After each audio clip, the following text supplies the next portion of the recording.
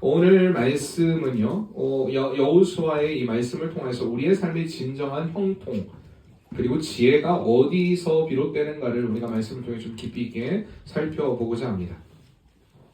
우리는 늘 살아가면서 새로운 도전에 직면하게 됩니다. 때로는 익숙했던 것들, 그 익숙했던 것들이 이제 아니라 우리가 익숙하지 않은 그 일을 선택해야 될 때도 있다라는 사실입니다. 그래서 알 수 없는 내가 일을 잘할 수 있을까? 우리가 2026년 새로운 새해를 맞이해서 올해도 잘 살 수 있을까? 우리가 잘 해낼 수 있을까? 라는 그런 두려움이 때로는 들기도 합니다. 오늘 어떻게 보면 여호수아도 이제 새로운 시작을 앞두고 있습니다. 정말 이스라엘을 40년 동안 놀라운 그 지도력으로 이끌었던, 물론 하나님의 은혜의 도우심이지만 어쨌든 강력한 지도력으로 이끌었던 이제 모세가 죽고 난 이후에 여호수아가 새로운 지도자로서 세움을 받게 되는 그 과정이 바로 오늘 본문의 배경입니다. 뛰어났던 지도자 모세, 그리고 그 뒤를 이어서 지도자가 된 여호수아. 내가 모세만큼 백성들을 잘 이끌어갈 수 있을까? 나의 스승이었던, 나의 영적인 아버지였던 모세만큼 내가 잘할 수 있을까? 실패하면 어떡하지? 때로는 백성들의 그 모습을 보면서 불평과 불만과 원망으로 늘 일관하는 그런 모습들을 보면서 분명하게 하나님의 은혜를 고백하고도 3일도 되지 않아서 하나님을 향한 원망을 쏟아내는 그들을 바라봤던 여호수아 입장에서는 이들이 나에 대해서도 이렇게 불평하고 불만하면 이거 모세는 안 그랬는데 라고 불평하고 불만하면 내가 어떻게 그 다음 제스처를 취해야 될까? 이 상황들을 어떻게, 위기들을 어떻게 극복해야 될까? 어쩌면 이런 두려운 마음들이 여호수아에게도 있었을지 모르겠습니다. 여러분, 우리의 삶도 다르지 않다라는 것입니다. 어떤 새로운 일을 시작하거나 직장에서 어떤 새로운 프로젝트를 맡게 되거나 또한 새로운 이제 학년으로 올라가거나 우리의 가정에서 중대한 어떤 결정을 내리거나 혹은 예측 불가능한 어떤 상황들을 만났을 때에 우리는 모두 다 불안감을 느끼는 존재라는 사실입니다. 특히 이 시대에, 우리 지금의 시대를 살아가는 사람들에게 여러분 많은 불안함이 있어요. 경제적으로 불안하죠. 사회적으로 불안하죠. 어떻게 살아야 될까? 이 나라의 미래는 어떻게 될까? 우리 앞날은 어떻게 될까? 여러분, 이런 걱정들, 염려들이 다 있다라는 것입니다. 우리가 그러한 불확실한 미래 앞에서 그렇다면 어떻게 참된 용기와 지혜를 얻으며 살아갈 수 있을까? 분명히 우리의 능력으로는 감당할 수 없는 삶인데 이 삶 가운데 우리가 어떻게 그 형통함과 지혜를 또한 평안함을 누릴 수 있을까? 오늘 우리는 여호수아서를 통해서 그 답을 찾을 수가 있다는 것입니다. 오늘 여호수아에게 하나님이 말씀하시는 건 그것입니다. 우리가 방금 읽었던 7절 말씀에 오직 강하고 극히 담대하라라고 이야기합니다. 하나님께서 여호수아에게 자주 들려줬던 말씀이 바로 이것이에요. 강하고 담대하라. 우리가 여호수아서를 통해서 계속해서 볼 수 있는 말씀이 바로 하나님께서 그에게 말씀하시는 강하고 담대하라는 말씀입니다. 오늘 말씀에도 강조해요. 7절과 9절에 두 번이나 강조합니다. 강하고 담대하라. 여러분, 성경에서 자꾸 강조를 한다는 것은 깊은 의미가 있는 것입니다. 우리가 하나님의 일을 감당할 때에 하나님께서 우리에게 또한 주시는 마음이 바로 강하고 담대하라라는 명령일 수 있다는 것입니다. 여러분, 이것이 강하고 담대하라는 말은 단순히 어떤 너 용기를 내, 힘을 내, 어떤 그런 심리적인 위로만을 의미하는 것은 아닙니다. 여러분, 이것은요, 하나님의 약속이 담긴 강력한 명령이자 또 복의 선언이라는 사실입니다. 오늘 말씀에 강하다라고 의미된 이 히브리어로 보면 하사크라는 말인데요. 이 말은요, 견고하게 하다, 굳세게 하다라는 그런 뜻을 가지고 있습니다. 그러니까 외부의 압력이나 어떤 유혹에도 흔들리지 않는 그 견고함을 의미하는 말이 바로 강하다라는 말이라는 사실입니다. 마치 견고한 바위가 부서지지 않듯이 쉽게 무너지지 않듯이 그렇게 그 견고함을 의미하는 것이 바로 강하다는 말입니다. 이어서 담대하다는 말도 마찬가지입니다. 어떤 어려움 속에서도 능동적으로 일할 수 있는 힘, 어떤 상황 속에서도 두려움에 사로잡히지 않는 담대한 용기를 바로 담대함이라고 이야기합니다. 그래서 이 두 단어가 합쳐졌을 때, 그러니까 강하고 담대하라는 말은 바로 하나님으로부터는 힘으로 말미암아 확고부동한 용기를 얻은 상태를 이야기하는 것입니다. 여러분, 이 용기의 근원이 여호수아의 어떤 내적인 것에, 그런 내면에 있는 것은 아니었습니다. 그 스스로가 느낀 어떤 강함이 아니었다라는 것입니다. 오늘 구절에 말씀하고 있습니다. 내가 너에게 명령한 것이 아니냐. 너 강하고 담대하라. 자, 누가 강하고 담대하라고 말씀하십니까? 하나님이 말씀하십니다. 왜 강하고 담대하라고 얘기하냐? 내가 어디로 가든지 내 하나님 여호와가 너와 함께 하기 때문이다. 여러분, 여호수아가 강하고 담대할 수 있는 이유가 무엇이냐? 바로 하나님이 함께 하시기 때문이라는 사실입니다. 스스로가 강하고 담대하라는 것이 아니라 내가 전능하신 하나님께서 너와 함께 하기 때문에 그 하나님에 대한 확신 가운데 강하고 담대할 수 있다는 것을 분명히 이야기하고 있다는 것입니다. 그러니까 나 자신의 연약함을 알아요. 나 자신의 부족함도 알아요. 그러나 나를 부르시고 나와 함께 하시는 그 하나님의 능력을 신뢰할 때에 우리는 비로소 참된 용기를 얻게 된다는 것입니다. 여러분, 우리의 삶 가운데서도 이 하나님의 약속이 필요합니다. 우리가 흔히 세상에서 세상의 기준으로 성공을 하고 많은 것을 어떤 소유해야만 자신감을 얻을 수 있고 두려워하지 않게 된다라고 생각할 수도 있습니다. 그러나 여러분, 이런 자신감은요, 환경에 따라, 상황에 따라 계속해서 흔들립니다. 그러나 진정으로 흔들리지 않는 그 용기는요, 바로 하나님이 나와 함께 하신다. 한번 따라해 볼까요? 하나님이 나와 함께 하신다. 여러분, 이 확신 가운데서 나온다는 사실입니다. 나의 연약함, 그리고 나의 부족함, 내가 가진 것이 없고 내가 모든 것이 부족하다 할지라도 나를 사랑하시고 나를 부르신 하나님께서, 나를 창조하신 하나님께서 나와 함께 하신다는 그 확신을 얻게 될 때에 우리는 어떤 상황 가운데서도 강하고 담대한 믿음으로 나아갈 수 있게 된다는 사실입니다. 그러면서 하나님께서 오늘 말씀에 구체적으로 네가 이렇게 하나님이 함께하는 그 은혜를 누리고 강하고 담대할 수 있는 그 구체적인 방법이 있다. 오늘 그것을 알려주세요. 너가 이렇게 하나님과 함께하고 하나님의 함께함을 누리는 은혜의 삶을 살기를 원한다면 오늘 방법이 있다는 것입니다. 7절 말씀에 보면요, 오직 강하고 극히 담대하여 나의 종 모세가 내게 명령한, 그 뒤에가 중요합니다. 그 율법을 다 지켜 행하고 우로나 좌로나 치우치지 말라. 그리하면 어디로 가든지 형통하리니 라고 이야기합니다.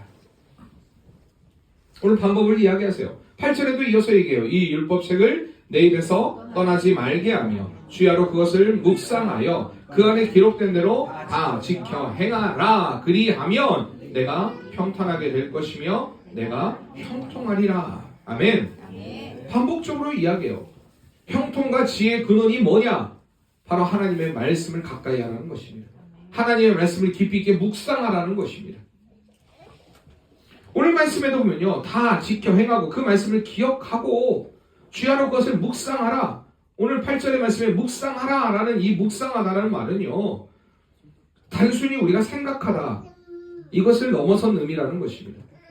여러분, 이 단어는요, 나직하게 읊조리다, 중얼거리다, 곰곰하게 생각하다, 뭐 이런 뜻을 가지고 있어요. 그러니까 마치 사자가요, 먹이를 으르렁거리며 찢어 먹듯이, 혹은 소가 그 풀을 되새김하여 영양분을 온전히 자기 것으로 만들어 먹듯이 말씀을 반복적으로 소리내어 읽고 깊이 있게 숙고하고 그 의미를 내 삶의 일부로 완전히 흡수해야 된다는 것을 의미한다는 것입니다. 단순히 곰곰이 생각하다, 그 의미를 넘어서는 거예요. 여러분, 이 묵상하다는 단어는요, 단순히 어떤 지식으로 내가 그것을 알고 있다, 머리로 습득하다, 그런 뜻을 넘어선다는 것입니다. 이 말씀 앞에 내 생각과 내 감정, 내 의지, 그 모든 것을 내려놓고 그것이 우리 안에 스며들도록 하는 영적인 바로 훈련이 묵상입니다. 눈으로만 말씀을 읽고 지나치는 것이 아니라 그 말씀이 내 심령 깊숙이 들어와 나의 가치관을 형성하고 내 삶을 결정하도록 끊임없이 되뇌이는 행위. 이 말씀이 과연 무엇을 내게 의미하고 있는가? 이 말씀을 통해 나에게 무엇을 말씀하고 있는가? 나는 이 말씀으로 내 삶에 어떻게 살아낼 수 있을까? 이러한 질문을 가지고 계속해서 말씀을 통해 씨름하는 일이 바로 하가라고 하는 묵상이라는 말입니다. 저는요, 어릴 때 그 수학 문제를 풀면, 수학은요, 가장 먼저 원리를 알아야 된다라고 이야기를 합니다. 원리를 모르면 뭐냐, 개념을 모르면요, 아무리 그 문제를 한 번은 풀 수 있지만 잘 못 맞춰요. 저는 수학을 잘하지 못했어요. 수학을 잘하지 못했던 가장 큰 이유가 뭐냐면요, 분명히 개념은 잘 알아요. 개념을 설명할 때 개념을 잘 들어요. 그리고 금방 습득해요. 문제가 뭐냐? 응용을 안 해봐요. 풀어보질 않아요. 자꾸 풀어봐야 돼요. 나 그거 알고 있다? 그냥 그 개념만 알고 있다라고 내가 생각하고 실질적으로 풀어보지 않으면요, 조금만 변형이 오면요, 문제 못 풉니다. 어려워해요. 힘들어요. 그리고 포기해버립니다. 여러분, 그래서 묵상이라는 단어를 생각할 때 저는요, 늘 제가 수학의 원리를 알았던 저를 생각해요. 분명히 원리는 알고 있는데 조금만 응용이 생기면요, 못 풀거든요. 조금만 어려움의 문제들이 나오면 안 풀어요. 과정을 생각해야 되는데 그 과정도 하기 싫어요. 근데 해봐야 돼요.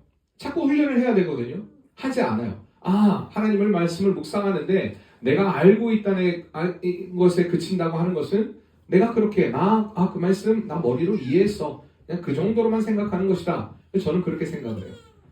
그래서 이건 잘못된 거다. 그러니까 말씀을 좀 깊이 있게 묵상하는 과정들을 가져야 된다는 것입니다.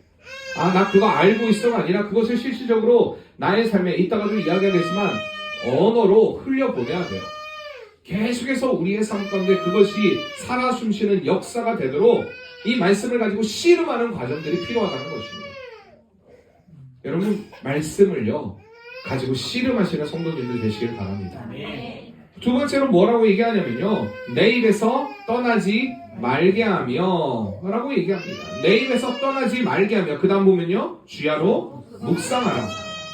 여러분, 내 입에서 떠나지 말게 하라는 말씀은요, 끊임없이 소리내어 읽고 암송하고 고백하라는 뜻입니다. 제가 왜 요즘에 여러분들에게 자꾸 암송을 시키냐면요, 우리가요 요즘에 시대적으로 보면 우리가 외우는 것들이 별로 없어요. 암송하는 것들이 별로 없어요. 기억하는 것들이 별로 없다라는 것입니다. 근데 여러분, 다른 거 기억 못해도 하나님의 말씀은 기억해야 되거든요. 그런데 그걸 자꾸 기억하려면 어떻게 해야 되냐? 알아야 돼요. 알아야 되는데 성경이 없이도 하나님의 말씀을 기도하다가 생각나고 알 수 있는 것, 여러분, 그것을 암송하는 방법밖에 없어요. 그러니까 자꾸 되뇌이는 겁니다. 그 말씀에서 이 율법책을 내 입에서 떠나지 말게 하며, 주님 말씀하셨죠? 이 율법책을 내게서 떠나지 말게 하라 말씀하신 주님, 그 말씀을 내가 가까이 하기를 원합니다. 그 다음에 주야로 내가 그것을 묵상하기를 원합니다. 그리고 지켜 행하는 삶이 되기를 원합니다. 그 말씀에 기록된 대로 다 지켜 행하는 믿음의 삶이 되기를 원합니다. 여러분, 말씀을 기억해야 기도가 생각이 나거든요. 그러니까 자꾸 암송하는 과정들이 중요하다는 것입니다. 내 입에서 떠나지 마라. 끊임없이 고백하라는 것입니다. 그 말씀이 우리의 삶의 언어의 중심이 되고요, 우리의 생각을 지배하게 되며 우리의 말을 표현하도록 하는 일들, 우리 입술이 말씀을 선포할 때에 단순히 어떤 단어를 이야기하는 것이 아니라 그러할 때에 우리의 삶이 살아계신 하나님의 권능을 선포하는 역사가 됩니다. 그냥 단순히 그냥 할렐루야, 안녕하세요, 권사님 은혜 받으셨어요, 그냥 그런 말 하는 거 아니고요. 진짜 우리의 삶은 실질적인 삶의 역사로 스며들고 나타내는 삶. 그래서 우리가 믿음은 들으면서 나며 들음은 그리스도의 말씀이라고 이야기합니다. 우리가 입으로 말씀을 시인하고 선포할 때에 여러분, 그 말씀이 우리의 믿음을 더욱더 굳건하게 합니다. 그리고 우리의 영혼을 새롭게 한다는 것입니다. 그렇잖아요. 우리가 어떤 말을 하려고 할 때도 자꾸 하나님의 말씀이 생각이 나요. 우리가 그 말씀이 생각난다고 해서 온전하게 살아가느냐? 여러분, 혹시나 우리가요, 제가 이런 설교를 계속해서 하다 보면요, 예를 들어 어떤 사람이 조금 강력하게 이야기하거나 화를 내면은, 우리 예를 들어 정아에게 너 왜 그래? 그러면 큰아빠 말씀대로 왜 산다고 하면서 왜 저렇게 화내요? 여러분들, 이렇게 돼서는 안 돼요. 무슨 얘기인지 아시죠? 서로를 판단하고 정죄하는 기준이 돼서는 안 된다는 겁니다. 우리 인간은 부족해요. 그러니까 자꾸 깨달아야 돼요. 사실 그렇잖아요. 내가 그 말씀을 알고 있어요. 알고 있음에도 불구하고 우리는 연약해서 또다시 우리 인간의 감정을 가지고 느낌을 가지고 생각을 가지고 화를 내기도 하고 여러분 뭐라 하기도 해요. 그런데 여러분 그 말씀이 생각나면 어떻게 됩니까? 곧 후회해요. 아, 내가 이렇게 살지 말아야지. 내가 이렇게 하면 안 되는데. 아, 내 이런 모습들이 좀 변화돼야 되는데. 계속해서 말씀을 통해 나를 새롭게 하는 역사들이 일어나게 된다는 것입니다. 여러분 그게 살아 숨쉬는 역사예요. 그런데요, 말마다 그렇게 할 때마다 왜 그렇게 해놓고 왜 당신은 그렇게 안 살아요? 여러분 그런 사람들은요, 하나님의 말씀에 일단 지배를 안 받는 사람이에요.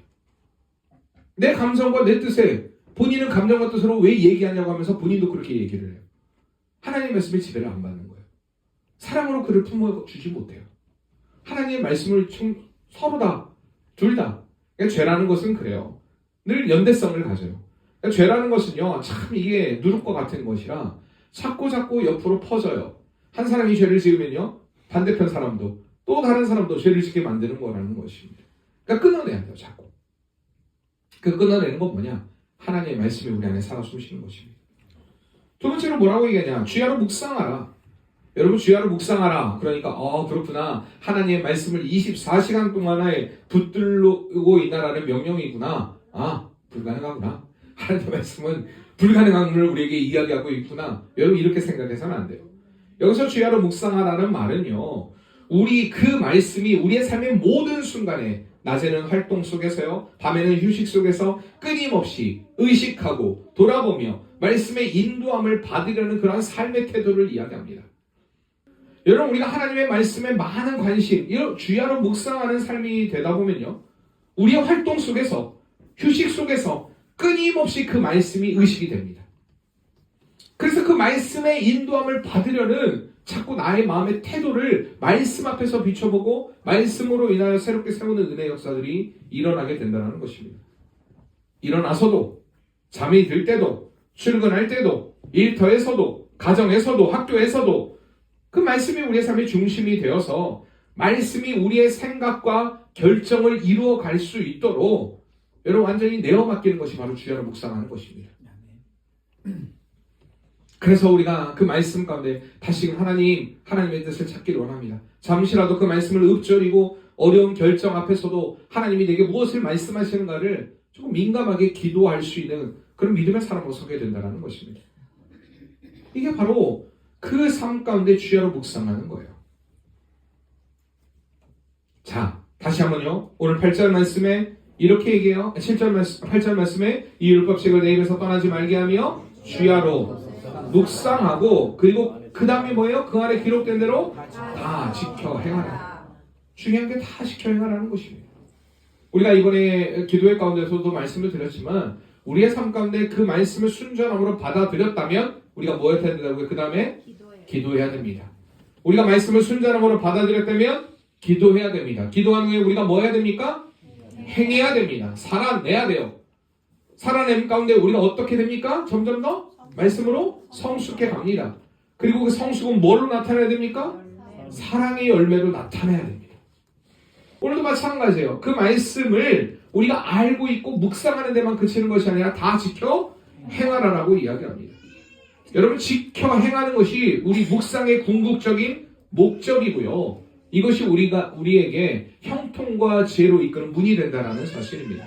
그래서 야고보 사도는요, 말씀을 행하는 자가 되고 듣기만 하여 자신을 속이는 자가 되지 말라라고 이야기합니다. 여러분 다시 말하면요, 이걸 거꾸로 얘기하면요, 말씀을 듣고 행하지 않는 자는 자신을 속이는 자라는 것입니다. 스스로가 속고 있어요. 하나님의 말씀을 나는 알고 있다. 스스로 속고 있어요. 그 말씀대로 살지 않으면서 스스로 속이는 자가 되는 것입니다. 여러분 그래서 우리가 말씀을 늘 머리로만 아는 것이 아니라 그 말씀대로 우리가 지켜 행하며 살아낼 수 있는 삶, 계속해서 그것을 위해 우리가 부단히 노력해야 돼요. 세상의 그 어떤 지혜보다도 하나님의 말씀이 우리의 삶에 참된 지혜가 됨을 믿습니다. 여러분 그 말씀을 믿는다고 하면요, 그 말씀대로 살아내야 한다는 것입니다. 아니 하나님의 말씀은요 너무 이 시대와 동떨어졌어요. 도대체 그 말씀이 우리에게 무엇을 말씀하는지를 난 솔직히 잘 모르겠어요. 하나님의 말씀이 내 경제 생활과 내 사회 생활과 내 가정 생활과 직장 생활에 무슨 유익이 있고 무슨 어떤 적용이 있습니까? 여러분 이렇게 얘기한다는 건 하나님의 은혜를 하나님의 말씀을 깨닫지 못하는 사람의 고백일 수밖에 없어요. 그럼 기도해야 돼요. 하나님 정직하게 하나님 나 그게 잘 모르겠어요. 그러니 하나님 말씀 깨닫게 해주세요. 또 기도의 자리로 나와야 돼요. 그게 무슨 의미인지 진짜 하나님의 말씀이 내 안에 살아 숨쉬는 역사가 되는 것, 그 말씀이 나를 형통케 하고 지혜를 준다라는 말씀이 무엇인지 내가 깨닫게 해주세요. 기도해야 돼요. 그리고 주님 앞에 나와야 됩니다. 여러분 이렇게 될 때에 오늘 말씀의 약속은 뭐냐? 그리하면 내 길이 평탄하게 될 것이며 내가 형통하리라라고 얘기합니다. 여러분 두 가지 우리에게 복의 약속을 줘요. 평탄하게 되며 형통하리라. 좋아하시잖아요 여러분들 이런 표현. 자 따라해봅시다. 평탄하게 되며 형통하리라. 잘 된다는 이야기예요. 여기 평탄하게 되어 라는 말은요 평평하다 라는 의미를 얘기하는 게 아니에요. 여러분 잘 생각해 보세요. 어린 아이가 있어요. 아주 꼬마가 있어요. 꼬마가요. 부모가 없는 이런 평지와 같은 길을 걸어간다고 생각해 보세요. 부모는 없어요. 그런데 혼자서 평지를 걸어요. 여러분 그 길이 그 아이에게 평탄한 길이겠습니까? 불안한 길이겠죠. 그런데 아무리 험난하고 꼬불꼬불한 길이라 할지라도 부모가 함께 손을 잡고 가는 그 길은요 꼬불꼬불한 길이어도 그 길은 평탄한 길입니다. 여러분 하나님이 주시는 평탄이 바로 이거예요. 우리의 길이 평평하다는 얘기가 아니에요. 험난하고 고단하고 괴로운 길이라도 내가 너와 함께 하겠다. 내가 너의 손을 붙잡고 함께 가겠다. 네 앞에 놓여있는 아무리 많은 장애물, 그 장애물 내가 제거해 주겠다. 어떤 난관이라도 내가 뚫게 해주겠다. 이번에 가수 그 뮤지컬 배우 겸 가수가요. 이번에 CCM을 하나 냈어요. 이름이 뭐죠? 홍지민이라는 그 뮤지컬 배우 있잖아요. 배우 홍지민 기독교인이거든요.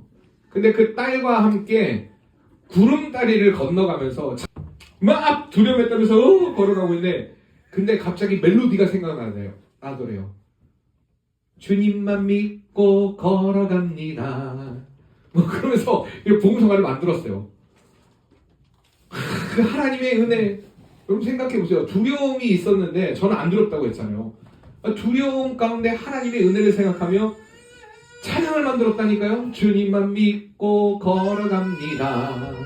뭐 따라갑니다. 뭐 그러면서 그 순간에 그 멜로디가 생각나고 하나님을 향한 찬양의 고백을 내가 만들었다. 주님만 믿고 걸어갑니다. 그 멜로디가 갑자기 한 번 얘기했거든요. 제가 우리 하원이가 주님만 믿고 걸어갑니다. 그러면서 화장실에 들어가더라고요. 이거 참 영향력 있는 거 아니에요? 주님만 믿고 걸어갑니다. 위기 가운데 분명하게 어려움이 있어요. 근데 주님 붙잡고 그 딸한테 저기 계신 주님 붙잡고 가면 돼. 여러분 이게 평탄이에요. 나와 함께 하시는 그 주님 붙잡고 걸어가는 평탄한 성도님들의 삶이 길이 되기를 바랍니다. 여러분 이 생길은요 언제나 고난 없는 평탄이 있을 수는 없어요.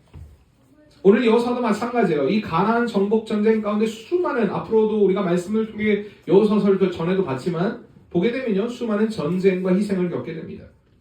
그런데 말씀에 순종할 때 여러분 그 길에 만나는 모든 어려움들이 하나님의 영광을 드러내는 통로가 되고 그 과정 가운데 하나님의 능력을 더 깊이 있게 체험하는 은혜가 되는 것을 보게 됩니다. 여러분 말씀을 따라가는 길이 레드카펫을 걸어가는 길이 아니에요. 험난한 길일 수 있습니다. 그럼에도 불구하고 하나님과 동행하기에 여러분 극복할 수 있다는 견고한 디딤돌이 되어주는 것을 여러분 믿으시길 바랍니다. 여러분 그 주님 붙잡고 평탄의 길을 걸어가는 성도의 삶이 되시길 바랍니다. 옆에 분들하고 인사합시다. 주님 붙잡고 가는 길이 평탄의 길입니다. 두 번째는 형통이에요. 형통. 평탄이고 형통입니다. 여러분 이게 8절 하반절에 보면 형통하리라 라는 히브리어 말은요 사칼이라는 말이에요. 형통이라는 말은 어떤 단순히 물질적인 부유함이나 세상적인 성공을 넘어서는 깊은 의미를 담고 있습니다. 형통이라는 말은요, 지혜롭게 하다, 통찰력을 갖다, 현명하게 행동하다라는 의미입니다. 우리가 말씀을 통해, 말씀 묵상을 통해 하나님이 주시는 깊은 지혜와 통찰력을 얻게 되고요, 그 지혜를 바탕으로 모든 상황 가운데서도 가장 현명한 결정을 내리게 된다는 의미입니다. 여러분, 세상적인 성공은요, 종종 단기적이고 어떤 환경의 변화에 따라 흔들릴 수 있다는 것을 우리가 보게 됩니다. 그렇잖아요. 세상적인 성공은 굉장히 단기적이에요. 일시적이에요. 아주 극적인 예가 보면요, 외국에서 저는 종종 보는, 아까 TV 프로에 대한 얘기를 하죠. 그 셔틀을 달리는 남자라는 걸 보면은 거기에 뭐 복권에 당첨된 사람들 이야기를 해요. 그러면요, 우리나라 복권 당첨하고는 좀 달라요, 개념이. 무슨 막 2천억, 막 3천억, 뭐 이런 돈들이 당첨이 돼요. 뭐 천 몇백억. 와, 여러분, 인생에서 도대체 천 몇백억을 어떻게 1년 만에 날릴 수 있을까요? 아니, 어떻게 뭐 3, 4년 만에 날릴 수 있을까요? 근데 그런 사람들에 대한 차트가 소개가 돼요. 물질이 인생을 얼마나 파멸로 이끌었는가. 그리고 지금은 쓰레기 줍는 사람. 그런 인생을 살아가고 있는 사람들에 대한 이야기를 나눕니다. 근데 그런 이야기가 너무 많아요. 여러분, 세상의 성공은요, 일시적이에요. 흔들릴 수 있어요. 그러나 하나님의 말씀에 기초한 형통은요, 하나님의 뜻 안에서 목적을 이루고 하나님과의 관계 속에서 온전한 만족과 기쁨을 누리는 삶이 바로 형통이라는 것입니다. 이 말이 무슨 말이냐? 이 세상을 만드신 그 하나님이 주시는 형통이기 때문에 어떤 상황에도 흔들리지 않는 내면적인 평안함과 하나님 앞에서 옳고 정직하게 살아가는 참된 복을 의미한다는 것입니다. 여러분, 지혜로운 자는요, 인생의 풍랑 속에서도 바위를 깎아 만든 집처럼 흔들림 없이 살아갈 수 있습니다. 근데 지혜롭지 못한 사람은요, 모래 위에 지은 집처럼 늘 작은 풍랑에도 흔들려요. 여러분, 작은 풍랑에도 흔들리면 안 돼요. 작은 일에도 우리가 요동치는 믿음이 되어서는 안 된다는 것입니다. 어떤 순간에도 요동치지 않는 믿음, 어떤 순간에도 요동치지 않는 믿음의 삶이 저와 여러분의 삶이 되어야 할 줄 믿습니다. 여러분, 이게 바로 하나님 보시기에 합당한 형통의 삶이에요. 하나님이 우리에게 주시는 형통의 삶. 우리가 2026년 새해에 우리 발걸음 앞에서 여호수아와 맞이했던 것과 같은 어려움의 상황을 만날 수 있어요. 여러분, 그때 하나님을 의지하지 않으면요, 우리 인생은 실패할 수밖에 없어요. 하나님 의지하지 않으면 우리는 쓰러지고 넘어지고 좌절하고 낙심할 수밖에 없어요. 그러나 하나님 의지하고 나아가면요, 진정한 평탄과 형통의 길을 걷게 될 줄 여러분 믿으시길 바랍니다. 그래서 이 형통과 평탄의 길의 근원은, 바로 이 지혜의 삶의 근원은 하나님의 말씀에 깊이 들어가는 데 있어요. 그 말씀 가운데 하나님의 세미한 음성을 듣는 거예요. 우리가 1월 말씀의 여정입니다. 더 그래서 말씀을 통해서 하나님과 친밀한 대화를 나누고 그 안에 우리 안에 역사하시는 그 성령의 가르침을 받고 우리의 생각과 우리의 가치관을 말씀의 진리로 재정비하면서 영적인 성숙을 이루어가는 그런 복된 성도의 삶이 되시길 바랍니다.